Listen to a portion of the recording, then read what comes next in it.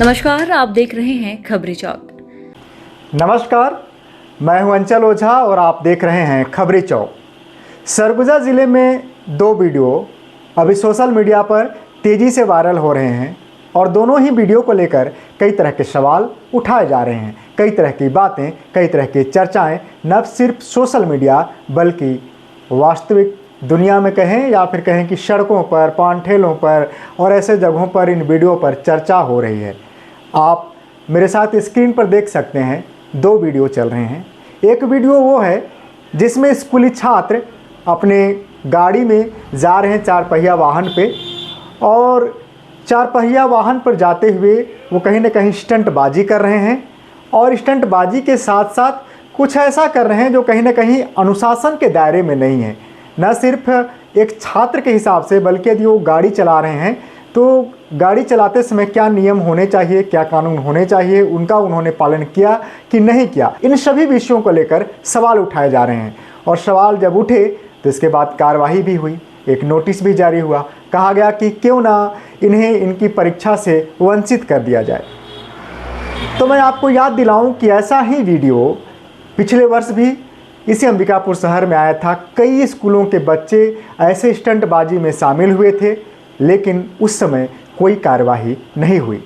तो क्या यह माना जाए कि यह जो कार्रवाई हुई यह अंबिकापुर शहर के ऐसे लड़कों का या ऐसे घरानों के लड़कों का वीडियो नहीं था जो कि राजनीतिक रूप से काफ़ी मजबूत हैं, जिनका प्रशासन से वास्ता काफ़ी अच्छा है। और ये जो वीडियो सामने आया है बतौली का, वहाँ के लड़के या वहाँ के छात्र छात्राओं का राजनीतिक दलों के साथ या फिर शासन प्रशासन के साथ आपसी या नज़दीकी रिश्ता नहीं है, या फिर उस तरह का कोई दबाव नहीं डाल पा रहे हैं जिसके कारण इन पर कार्रवाई करने का एक नोटिस जारी हो गया। यदि प्रशासन को ऐसे मामलों पर कार्रवाई करनी थी तो प्रशासन से सवाल किया जाएगा कि आखिरकार पुराने मामलों पर कार्रवाई क्यों नहीं हुई। पिछले साल भी काफ़ी संख्या में ऐसे वीडियो सामने आए थे और कार्रवाई के नाम पे क्या हुआ था आप सभी को मालूम है। दूसरा एक और वीडियो अभी का ही है जिसको लेकर काफ़ी चर्चा हो रही है, जो आप स्क्रीन पर देख रहे होंगे। यह वीडियो है जिला के कलेक्टर का। जिला के कलेक्टर शिवाजी की प्रतिमा के पीछे बैठे हुए हैं और वहाँ पर भारतीय जनता पार्टी के लोग माल्यार्पण कर रहे हैं। शिवाजी की प्रतिमा पर कलेक्टर जाकर माल्यार्पण करें, इससे किसी को कोई आपत्ति नहीं है। कलेक्टर क्या, पूरा जिला प्रशासन चले जाए, माल्यार्पण करे, शिवाजी का जयघोष करे, शिवाजी की आत्मकथा को लोगों तक पहुंचाए, इसे लेकर किसी को कोई आपत्ति नहीं है। लेकिन प्रदेश में अभी आदर्श आचार संहिता लागू है, पंचायत चुनाव चल रहे हैं और पंचायत चुनाव में लगातार अलग अलग जगहों पर जब धांधली की शिकायतें आ रही हैं, यह कहा जा रहा है कि शासन प्रशासन सत्ता के दबाव पर वोट जो हो रहे हैं और जो गिनती हो रही है, मतदान के बाद जो परिणाम आ रहे हैं, परिणाम को पलट दिया जा रहा है। 4 वोट, 8 वोट, 10 वोट, 12 वोट के ऐसे कई परिणाम हैं जिनको यह कहा जा रहा है कि शासन सत्ता के दबाव पर परिणाम पलट दिया जा रहा है। जब ऐसे आरोप लगें जिला प्रशासन के ऊपर, ऐसे आरोप लगे प्रशासन से जुड़े लोगों के ऊपर, तो क्या किसी कलेक्टर को ऐसे किसी कार्यक्रम में जाना चाहिए, जबकि आदर्श आचार संहिता प्रदेश में लागू है। आदर्श आचार संहिता लागू है और ऐसे समय में जिला के कलेक्टर पहुंचते हैं और शिवाजी की जो मूर्ति है वहां पर भाजपा की पूरी टीम पहुंचती है, सरगुजा भाजपा की, वह माल्यार्पण करती है और कलेक्टर सरगुजा वहां पर मौजूद रहते हैं। लेकिन इसके बाद सोशल मीडिया पर आप देखिएगा कि भारतीय जनता पार्टी के काफ़ी लोगों ने वीडियो डाला है और उस वीडियो पर जो प्रतिक्रिया उनकी है, वो क्या कहना चाह रहे हैं, क्या बताना चाह रहे हैं, इसको लेकर यदि ज़्यादा हम इस पर बात ना करें तो मुझे लगता है ज़्यादा अच्छा होगा। क्योंकि हर चीज़ को हिंदुत्ववादी से जोड़ देना, हर चीज़ को धर्म से जोड़ देना, हर चीज़ को इस बात से जोड़ देना कि एक हिंदू सम्राट हैं जो काफ़ी वीर थे और उनके माल्यार्पण पर कलेक्टर चले गए, तो तरह तरह की चर्चाएं हो रही हैं। तरह तरह की चर्चाएं इसलिए नहीं हो रही कि एक हिंदू सम्राट और एक वीर शिवाजी की प्रतिमा पर कलेक्टर माल्यार्पण करने चले गए तो चर्चा हो रही है। चर्चा तो शुरू इसलिए हो रही है कि क्या आदर्श आचार संहिता के समय जबकि लगातार पंचायत चुनाव में धांधली की शिकायत आ रही है, जिस पर जिला प्रशासन कोई कार्यवाही तक करता हुआ दिखाई नहीं दे रहा, न तो जांच कर रहा है, तो क्या ऐसी स्थिति में आदर्श आचार संहिता जब लागू है, कलेक्टर को ऐसे कार्यक्रमों में शामिल होना चाहिए? यह एक बहुत बड़ा सवाल है और विपक्षी दल को इस मामले को उठाना चाहिए। लेकिन मैं देख रहा था कहीं पर विपक्षी दल के जो जिलाध्यक्ष हैं वो कहीं पर बयान दे रहे थे। उनका कहना था कि कलेक्टर साहब बहुत अच्छे हैं और ज़िले में बहुत अच्छा काम कर रहे हैं, हो सकता है उनके पास कोई शासन प्रशासन का दबाव होगा जिसके कारण वो चले गए। ठीक है, कलेक्टर साहब के ऊपर तो शासन प्रशासन का दबाव है, लेकिन विपक्ष किस तरह की राजनीति कर रही है? लगातार आरोप, ज़िले में कई चुनाव, जनपद के चुनाव हैं, जिला पंचायत के चुनाव हैं, पंचायतों के चुनाव हैं, कई जगह से लगातार इस तरह के आरोप लग रहे हैं कि मतदान के बाद जब मतगणना हो रही है तो मतगणना के दौरान धांधली हो रही है, वोटों को पलट दिया जा रहा है, 4 वोट 6 वोट से ऐसे लोगों को जिताया जा रहा है जो कहीं ना कहीं भारतीय जनता पार्टी से समर्थित हैं या फिर उनका किसी दूसरे पार्टी से कोई लेना देना नहीं है, किसी दबाव में इस तरह का काम कर रहे हैं। जब ऐसी स्थिति जिले में निर्मित होती है तो मुझे ऐसा लगता है कि जिला प्रशासन के अधिकारियों को राजनीतिक पार्टियों से कम जब तक चुनाव आचार संहिता लागू हो दूरी बनाकर रखना चाहिए।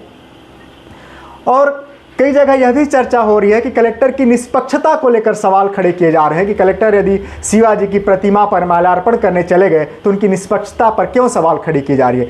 तो उनकी निष्पक्षता पर तो सवाल खड़े होते ही रहेंगे, क्योंकि कलेक्टर सरगुजा जो अभी वर्तमान में पदस्थ हैं उनकी निष्पक्षता पर यदि बात की जाए तो लगातार कई मामले ऐसे आ गए हैं जिसे लेकर कहा जा सकता है कि बिल्कुल उनकी निष्पक्षता पर सवाल तो खड़े होने ही चाहिए। पहला मामला जो था, एक ईसाई समाज का एक महाधिवेशन होना था और उन्होंने इसके लिए अंबिकापुर में स्थित राजमोहिनी भवन को बुक किया। बुक करने के बाद नगर निगम से जो चलानी प्रक्रिया या जो भी चीज़ होती है प्रक्रिया, उन्होंने उसका पालन किया। एक आदेश भी जारी हुआ कि आपको यह भवन आवंटित किया जाता है उस दिन कार्यक्रम करने के लिए, लेकिन ऐन समय पर जिला प्रशासन उस भवन के आवंटन को रद्द कर देती है और कहा जाता है कि वहाँ पर सरकारी कार्यक्रम होना है। लेकिन जिस तारीख को वह कार्यक्रम था उस तारीख को वहां पर जाकर पड़ताल किया गया कि आखिरकार क्या सरकारी कार्यक्रम हुआ, तो आप देखेंगे कि 4 ऑपरेटरों को बैठाकर केवल आधार कार्ड और जो स्मार्ट कार्ड होता है उसका वेरिफिकेशन कराया जा रहा था, जिस कार्य को कहीं और भी किया जा सकता था। जिला कलेक्ट्रेट के अंदर भी किया जा सकता था, पीजी कॉलेज के अंदर ऑडिटोरियम है वहाँ भी किया जा सकता था। इसके अलावा कई ऐसे सामुदायिक भवन अंबिकापुर में हैं जहां पर उस कार्यक्रम को सरकार या शासन प्रशासन के लोग करा सकते थे, लेकिन चूंकि ईसाई समाज का एक महाधिवेशन होना था जिसको अनुमति को निरस्त करके कलेक्टर साहब को यह बताना था कि मैं हिंदुत्ववादी छवि का हूं और सरकार प्रदेश में हिंदुत्ववादी है, तो ऐसे कार्यक्रम नहीं हो सकते। अब मेरा सवाल है प्रशासन से जुड़े हुए लोगों से कि यदि यही ईसाई समाज इस कार्यक्रम को अपने किसी स्कूल में करता है, अपने किसी ऐसे स्थल पे करता है जहाँ पे उनके चर्च हैं या कुछ हैं, तो ये आरोप लगता है कि चंगाई सभा हो रही है, वहाँ पे धर्म परिवर्तन हो रहा है। तो जब एक सार्वजनिक मंच पे, सार्वजनिक जगह पे वो कार्यक्रम करना चाह रहे हैं तो आप उनको कार्यक्रम करने देना नहीं चाहते, और दूसरे जगह पर जब वो कार्यक्रम करते हैं अपने स्थल पर तो आप आरोप लगा देते हैं कि धर्मांतरण हो रहा है, चंगाई सभा हो रहा है। तो पहली निष्पक्षता पर सवाल तो यहीं पर खड़ा होता है कि आखिरकार क्या कारण था कि अनुमति को निरस्त किया गया और दूसरे दिन जब वह कार्यक्रम कहीं और हो रहा था फिर से वहां पर कार्यक्रम को निरस्त कराया गया या बंद कराया गया। पहला मामला। दूसरा मामला, सरगुजा का जो कलेक्ट्रेट परिसर है वहां पर एक भव्य मंदिर बनाया गया।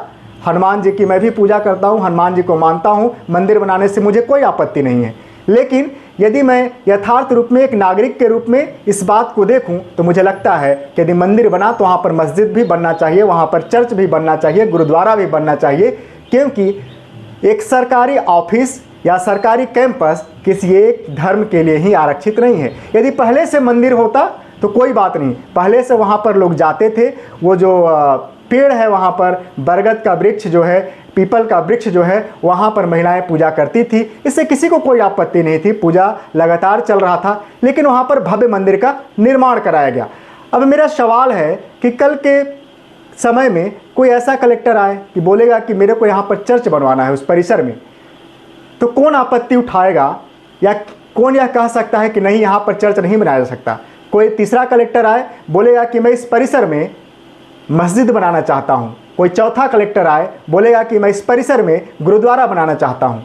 तो क्या कोई ऐसा व्यक्ति निकलकर सामने आ पाएगा जो आपत्ति दर्ज कराए? मेरा मानना है कि कोई भी आपत्ति नहीं उठा सकता, क्योंकि जब मंदिर बन रहा था तो किसी ने कोई आपत्ति नहीं उठाई। आपत्ति इस बात से है कि जो सरकारी परिसर है वहाँ पर यदि भव्य मंदिर बनाया गया तो अन्य धर्मों का भी ख्याल रखना चाहिए। कलेक्टर जो एक पोस्ट है या एक पद है, एक आईएएस अधिकारी वहाँ पर होता है, और वह आईएएस अधिकारी होता है जब वह अपनी आईएएस की पढ़ाई करता है, पूरा जो पढ़ाई की प्रक्रिया से गुजरता है तो वह कई चीज़ों को पढ़ता है और उसे सिखाया जाता है कि जब आप इस कुर्सी पर बैठेंगे, जब आप इस पद पर बैठेंगे और उस परिसर के अंदर जब आप इस कर्तव्य का निर्वहन करते हुए रहेंगे, तो जब आप कर्तव्य का निर्वहन करेंगे तो किसी एक धर्म के आप नहीं रहेंगे, किसी एक धर्म को लेकर आप नहीं चलेंगे। सारे धर्म और सारे लोग आपके लिए समान होंगे। तो निष्पक्षता पर सवाल तो खड़े लगातार किए जाते रहेंगे। और फिर ये जो वीडियो आ गया, ये तीसरी ऐसी घटना है जो उनकी निष्पक्षता पर सवाल खड़ा करती है। कलेक्टर साहब को शिवाजी की प्रतिमा पर माल्यार्पण करने जाना था, कोई दिक्कत नहीं, पूरे प्रशासन में अमला को लेकर जाते वो और माल्यार्पण करते, कोई दिक्कत नहीं थी किसी को, क्योंकि शिवाजी को सारे लोग मानते हैं, मैं भी मानता हूँ, सारे लोग जय जयकार करते। कलेक्टर साहब को जाना चाहिए शिवाजी की प्रतिमा पर माल्यार्पण करने, लेकिन किसी एक दल के साथ क्यों? कल कांग्रेस के लोग यदि गांधी प्रतिमा पर, गांधी चौक पर माल्यार्पण का कार्यक्रम आयोजित करते हैं या कोई कीर्तन भजन आयोजित करते हैं, गांधी जी के नाम पर कोई सुमिरन ऐसा आयोजित करते हैं, तो क्या कलेक्टर साहब उस राजनीतिक कार्यक्रम में जाएंगे? शिवाजी की जयंती पर आयोजित भाजपा का वह कार्यक्रम राजनीतिक कार्यक्रम था। यदि वही कार्यक्रम आचार संहिता नहीं रहता और कलेक्टर साहब जाते तो बहुत ज़्यादा सवाल नहीं होता, क्योंकि भारतीय जनता पार्टी अभी शासन सत्ते में है, यहाँ पर उनकी सरकार है और सरकार के जो भी लोग होते हैं उनके साथ कलेक्टर, एसपी और भी जो अधिकारी हैं घूमते रहते हैं। उनका आना जाना बहुत ज़्यादा मायने नहीं रखता, क्योंकि लोग जानते हैं कि अभी सत्ता है और शासन सत्ता जिसकी रहेगी उसके साथ ही प्रशासनिक अधिकारी रहते हैं। लेकिन आदर्श आचार संहिता प्रदेश में पंचायती चुनाव को लेकर लागू है, और ऐसे में क्या किसी कलेक्टर का एक राजनीतिक पार्टी में के कार्यक्रम में शामिल होना सही है? यह सवाल लगातार होते रहेंगे और ऐसे सवालों पर जवाब आपको भी मांगना चाहिए। यदि उन बच्चों पर कार्रवाई हो रही है जिन्होंने अनुशासन का उल्लंघन किया, बिल्कुल अनुशासन का उल्लंघन उन्होंने किया है, जो उन्होंने किया ऐसा कृत्य उन्हें नहीं करना चाहिए, तो दूसरी ओर यह भी अनुशासन का उल्लंघन है कि आदर्श आचार संहिता में एक अधिकारी एक ऐसे कार्यक्रम में जाता है जो राजनीतिक पार्टी का कार्यक्रम था, जहां पे उन्हें नहीं जाना चाहिए। तो क्या इस मामले में जहां पर अनुशासनहीनता हुई है इस पे भी कोई कार्रवाई होगी? ऐसे कई सवाल हैं, ऐसे कई वीडियो और भी हैं।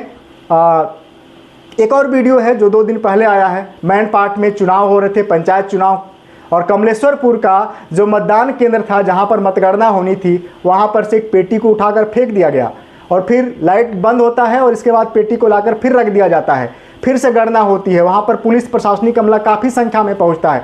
क्या उस मामले पर भी किसी के ऊपर कोई कार्रवाई हुई? पंचायत चुनाव को लेकर लगातार प्रशासन पर, सरकार पर सवाल खड़े किए जा रहे हैं कि लगातार पंचायत चुनावों में धांधली हो रही है। तो क्या इन अनुशासनहीनता पर भी कोई कार्रवाई प्रशासन या सरकार करेगी, या फिर केवल बच्चों के अनुशासनहीनता को सरकार ने टारगेट कर लिया या प्रशासन ने टारगेट कर लिया, बाकी के जो अनुशासनहीनता है उस पर किसी को कोई बात नहीं करनी? तो आपको यह तय करना है कि क्या केवल बच्चों ने जो गलती की उस पर ही कार्रवाई होनी चाहिए, या फिर जो बड़े हैं, जो जिला को चलाने वाले हैं, जो सरकार को चलाने वाले हैं, जो लगातार गलतियां कर रहे हैं, क्या उन पर भी सवाल पूछना चाहिए? क्या उन पर भी बात होनी चाहिए? क्या उन पर भी कार्रवाई होनी चाहिए? मैंने एक सवाल खड़ा किया है, बाकी आपके ऊपर है कि क्या आप सवाल पूछना चाहते हैं, क्या आप आवाज़ उठाना चाहते हैं या फिर नहीं, या फिर शासन प्रशासन राजनीति ऐसे ही चलती है और ऐसे ही हम सबको चलना है, सारे बातों को ऐसे ही देखते रहना है और आंखें मूंद लेना है। आप देखते रहिए खबरी चौक। आप सबको नमस्कार।